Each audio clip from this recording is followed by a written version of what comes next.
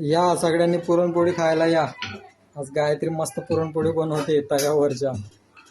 लोक खापरवरची पुरणपोळी बनवतात, तव्यावरची बनवते गायत्री. ते खापर नाही बसत का गॅसवर?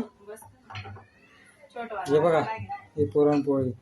आता आंब्यांचा सीझन गेला आणि आता ही आंबारस आणि पुरणपोळी बनवतोय पावसाळ्यात.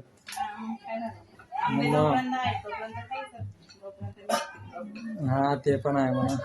ते इथं काय रशी भात आहे ना? अच्छा, म्हणजे रशी भात, पुरणपोळी आणि आंबारस. ठीक आहे.